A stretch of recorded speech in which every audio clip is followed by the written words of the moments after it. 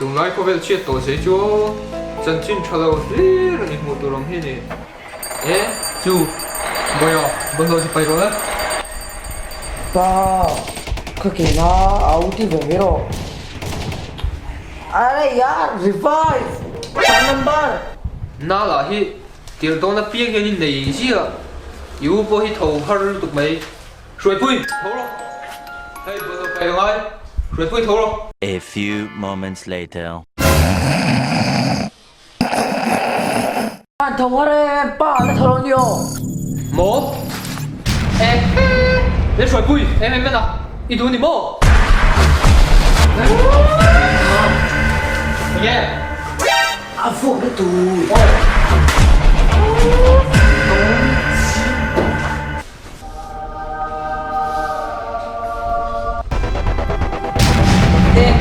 lên rồi phui một thun có sầu thổ hun có sầu một thằng phải tướng cái gì chứ đâu mi thì rồi đủ mi không không tài đâu bùi phải ngắt rồi 와, 지금 거의 뽀가 피로 해. là bảo tặng cho riêng cá trăng mình tiên ra nhìn ông tụi tôi thổ về đấy đó thấu về chia rồi ô thổ về chi bộ lộc mình tôi là con chia con chia ô tán rồi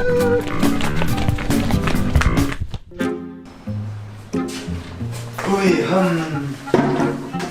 có cái nào nữa đi nghe một lẽ khai tây tụi mà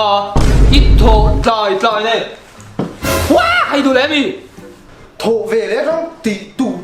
xoay thằng nó đấy ít lắng nghe lẽ khai lên mà nhỉ mình có phiền khai đâu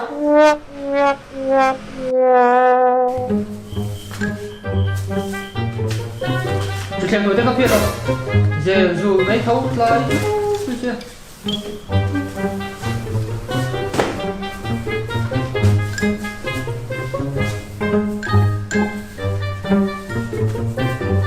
I didn't get her ba xuống đầu xe ít chắc đầu viết ông là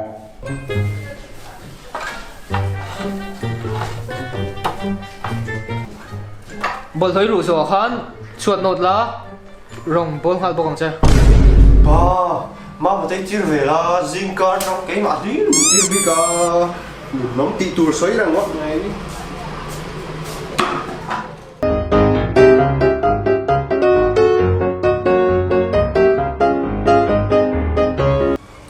빨리 내가 좀해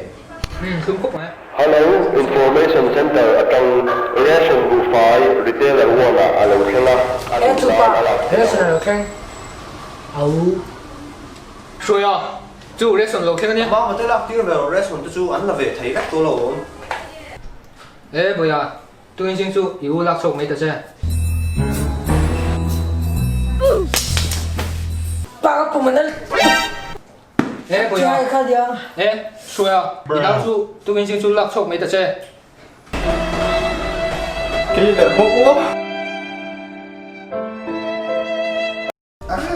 restaurant trước ứng tính là mỡ nhưng mà là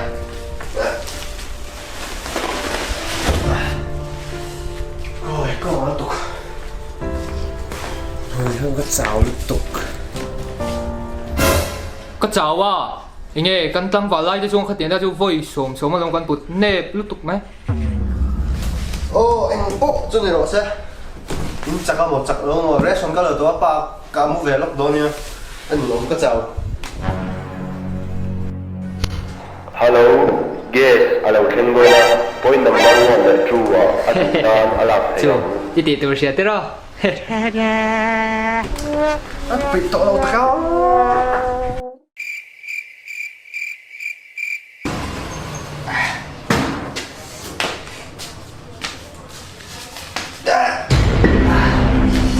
con nó tục